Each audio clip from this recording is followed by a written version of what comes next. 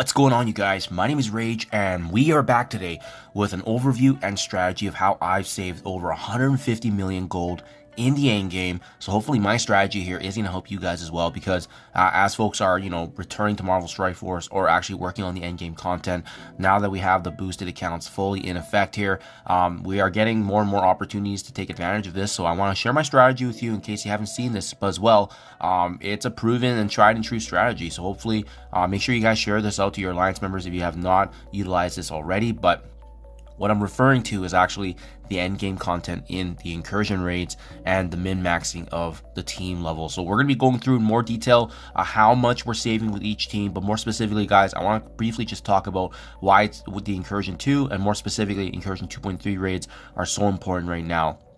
In my honest opinion, this is the most important game mode right now at this time, because it is the only way that you're going to be earning limited gear tier 19. Why does this matter? Well, this is the only way to elevate your characters to the highest optimal level, but as well, it's the only way to actually get into Dark Dimension 7 with that, heavy reward of unlocking Mephisto, as we've seen already with previous, whales and krakens already getting the job done in the past week. Having said that, raids are super important because they're one of the few things that you do in game daily, right? It resets every 24 hours. The rewards actually do compound, and depending on how you do with the raid season ranking, you can get even more. So typically, in my honest opinion, I usually place Arena as the highest and most important game mode, but given how this is a limited resource right now and they haven't opened up the floodgates on gear tier 19, given that a unique piece for gear tier 19 costs 800,000 gold per piece, that's why it's so important to be heavily leaning on this, but as well identifying if there's a way to save resources, right? Because at the end of the day, this is a management resource game. So the biggest reason I think that you should be focusing on this as well is because depending on how you min-max this, you're creating a very, very strong foundation in your roster. So I'm talking to you newer players out there and those mid-game transitioning to end-game. By building some of these teams at certain set levels, you're going to be getting a lot of dividends already in other game modes, and I will be touching on more on that specifically with each tailored team for their section that they're doing. So something to be mindful of as we're progressing through this video. This strong foundation is going to give you more success, because not only are you building a game mode that's used every day in incursion raids, but as well, you're going to be getting some value out of Dark Dimension, War, Crucible, heck, even Arena, depending on the teams that you're building up and where you're kind of slotted in your current Arena bracket. So guys, let's get right to it. First and foremost, I'm going to start off with the Mystic Raids. This is my Bifrost team, and this is how high I've built. This is my current level right now, and as you can see, it consists of a Gear Tier 18 Vow. The rest of the team is Gear Tier 14, and guys, yes, I am consistently able to clear all 3 nodes on the highest level difficulty of Incursion 2.3, and because of the way I've built this, right, every other character on this team is level 75 at Gear Tier 14.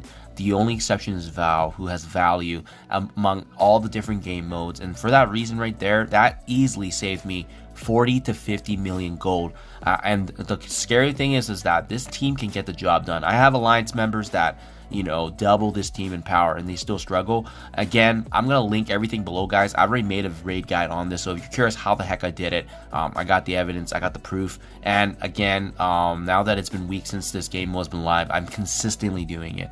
It's crazy to see that this team, I think, is close to 1.2 million in total TCP, but as you can see, Vow is easily the reason why it's so high, because Vow makes up half the TCP. Everybody else is just doing their job and making sure that they synergize with the Bifrost team. And even with right now the new Crucible season, it's great to see Bifrost still having value in that raid room too. Next up, very similar, we got tech raids here, and it's going to be a very similar format to what we see with Bifrost, because we're just trying to maximize as much value as possible before these raid teams turn over.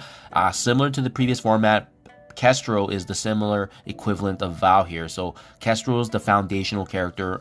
Turns out she's also a mythic character for Dark Dimension. So obviously you're going to have some huge dividends there right away. But as well, Pegasus team is, aside from Bifrost really being only a one-trick pony, Pegasus actually has value in other game modes like Crucible and War. So they're going to be really good to build up. As you can see, Gear Tier 18 on Kestrel. But the only other character that's kind of slightly built up is my Rescue. I found that the Fortifier Isolate has helped with the survivability immensely. And then other than that, the rest of the team is gear tier 15, level 80. And that's what I mean. This, similar to the previous strategy, saved me 40 to 50 million gold. And yes, this team, very similar to Bifrost, can fully clear Incursion 2.3 raids consistently. And again, guys, I've made a video on this already, so I'm going to link it again below because everyone keeps asking.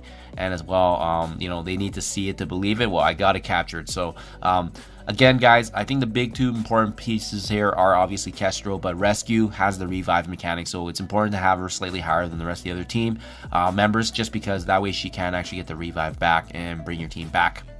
Now, aside on that, guys, this is where things start ramping up a little bit because, you know, 40 to 50 million gold save per team for both Bifrost and Pegasus. Now, once you start off the mutant section and bio nodes, this is where it's going to get interesting because of the fact that you're not going to be saving as much. You need them actually tuned up higher than these two teams. So that's why you want as much saving as possible. Hopefully you're watching this before you've already built up your Bifrost or Pegasus team, because there's some huge gold in million savings here, and this is really how I've been able to capitalize for the past year.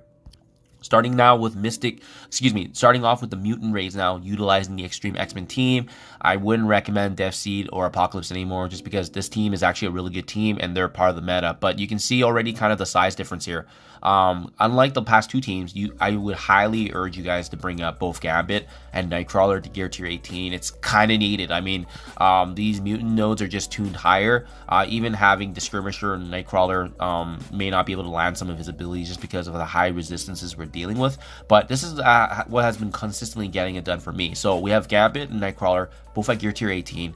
Forge at gear tier 17 because he's going to be the support and foundation for the team, bringing them back with revives. And then we have Sunspot and Cyclops not being as high at gear tier 16, level 85. So this is what I've been able to use to kind of min-max as best as I can.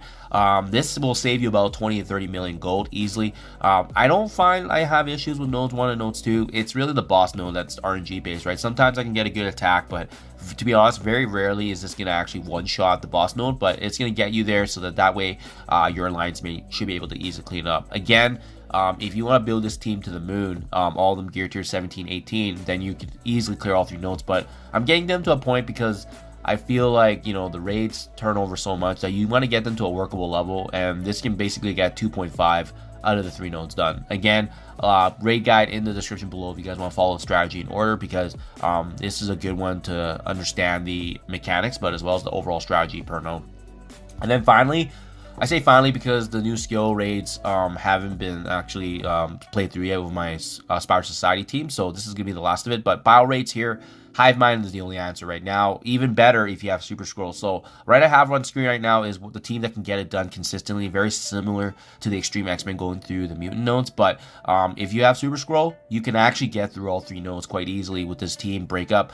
But I just wanted to showcase for you guys the full Hive Mind because I realized that not everyone may have Super Scroll. So as you can see, gear tier 18 Void Knight is going to be very, very pivotal. He's landing consistently the ability blocks on the team and making sure that he actually just does as much damage as possible.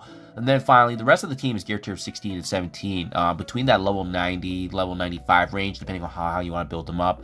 Mind you, 3 out of the 5 members aren't even fully leveled in terms of their star levels, right? So Gwenem being at 5 stars, Red Goblin being at 4, Void Knight being at 5. So obviously, I think if you have higher stars on them, you're not going to need them built up as much. But in my case anyways, I'm trying to make up that difference here by leveling them up or having them at higher gear tier levels.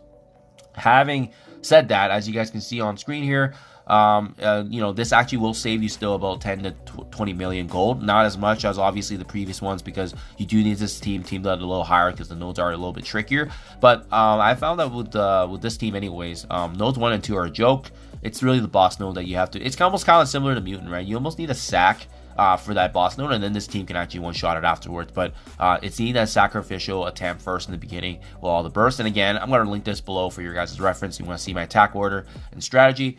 And finally, guys, skill raids right now, from what we've seen anyways, Spire Society can get the job done, but they may need to be tuned up higher. I'm going to be very interested in seeing if I can apply the similar strategies I've done with the previous 4 sections in the incursion. So from this totality, though, we have saved over 150 million gold, and it's amazing if you don't care about playing the nodes. If you don't mind playing the nodes manually is what I mean, right? Because if you're so focused to build up a team so you can raid sim every day, then this strategy is not going to work for you, because then you're not really managing resources. You're just trying to make it as easy, and there's nothing wrong with that. That is completely acceptable, because each and every one of us have a different schedule. We have a different kind of preference in life in terms of playing. But I will say this though. Having always been the one that plays through all these nodes for the past, year or so, I do feel like I understand the nodes really well now as a result of that. So it's a give and take, right? If you're willing to sacrifice the time to just rate sim, you may not understand it once the difficulty ramps up. Conversely, you can get it done with lower level teams if you understand the nodes, hence my position here. So at the end of the day, it really depends on your life preference, guys. There is nothing wrong with building each of these teams to the moon. Only thing is remember, be mindful of the resources, because at the end of the day, Marvel Strike Force is a resource management game. So we know for a fact that lower rate teams work, even in the highest difficulty. I'm going to be very interested to try this with Spire Society. So stay tuned, guys. Once I get access to this team free to play, I'm going to 100% be making content on this. So we've seen in the past already too, typically 1 to 2 characters are core. So we're going to be doing that same strategy here with Spire Society. So finally, guys, key takeaways before we wrap this up. Just remember, raid teams do have the highest turnover, but some of the standout characters, like I mentioned before, are going to have immense value regardless if they turn over. So characters like Valve, characters like Kestrel, Nightcrawler, Gambit, especially given that the announcement of Age of X, there's going to be more mutant reworks coming. This is not the last time that we've seen probably a mutant team, but as well, the value that Nightcrawler and both Gambit are going to have going forward in the future is pretty astronomical. So remember, guys, in my opinion, I think min-maxing is really a priority in this game. But again, each and every player has a different preference, so I'm not going to force that opinion on you guys. I just want to share my strategy here of how I've saved over 150 million gold. It works for me, may not work for you, but just wanted to share this insight. If it's applicable, if you guys have an opportunity to capitalize, why the heck not if you're able to, right? So last but not least, I want to leave you guys with the message: just have fun, right? I personally love cracking this puzzle of doing more with less. That's why I love making this content. I don't mind doing the, spending additional energy and cores to figure out the strategy and then share that with you. That's just how I have fun with the game, and that's what it's really all about, guys. You figure out what your, what your method to your madness is, and you go with the flow. This is keeping me engaged. I have a great time every time there's a new raid team that comes out. I'm always interested to see what can I get away with the lowest levels to maximize value. So there you guys have it. Let me know what you think in comments below. As always, I do appreciate your time and check out my videos, and I'll catch you guys in the next one.